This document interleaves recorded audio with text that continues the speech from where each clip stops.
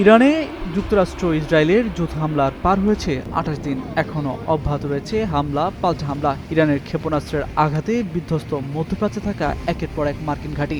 দিশেহারা হয়ে পড়েছে ইসরায়েলও। একই সাথে ইরানের নতুন নতুন এলাকায়ও হামলা অব্যাহত রেখেছে ওয়াশিংটন, তেল আবিব।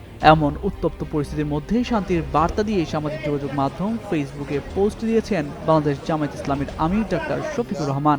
শুক্রবার সকালে নিজের ভেরিফাইড ফেসবুক অ্যাকাউন্ট থেকে দেয়া এক পোস্টে তিনি লিখেন, গরমে আরাম নিয়ে হবে না হাহুতাশ, ঘুরলে পরে ওয়ালটন ফ্যান বাতাস আর বাতাস। ইরানে সম্প্রতি আক্রমণ ও পাল্টা আক্রমণের কারণে এই অঞ্চলে যে ভয়াবহ অবস্থার উদ্ভব ঘটেছে তা ইতোমধ্যেই বিপুল সংখ্যক মানুষের প্রাণহানি এবং বড় ধরনের ক্ষয়ক্ষতির কারণ হয়ে দাঁড়িয়েছে।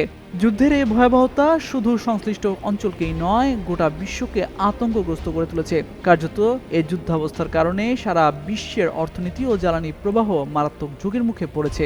বাংলাদেশও এর বাইরে নয়। জ্বালানি সংকটকে কেন্দ্র করে ইতিমধ্যেই জনজীবনের দারুণ সমস্যা তৈরি হয়েছে। কয়েকদিন ঈদ ও রোজা উপলক্ষে দীর্ঘ ছুটির পর আগামী ২৯ মার্চ থেকে অফিস, আদালত, কলকারখানা সহ যাবতীয় বিষয় পূর্ণরূপে কার্যকারিতায় আসবে। সেক্ষেত্রে সংকট আরও মারাত্মকভাবে দেখা দেওয়ার আশঙ্কা তৈরি হয়েছে। জ্বালানি সংগ্রহের জন্য ঘন্টার পর ঘন্টা লাইনে দাঁড়িয়ে অপেক্ষা করতে হচ্ছে। এক বিরক্তিকর ভোগান্তির মুখে পড়েছে জনগণ। তিনি লিখেন, জ্বালানি সংকট শুধু যানবাহন চলাচল ও বিদ্যুৎ সরবরাহের মধ্যে সীমাবদ্ধ থাকবে না, এটি কলকারখানা, কৃষি ও উৎপাদনমূলক সকল কাজে প্রভাব ফেলবে।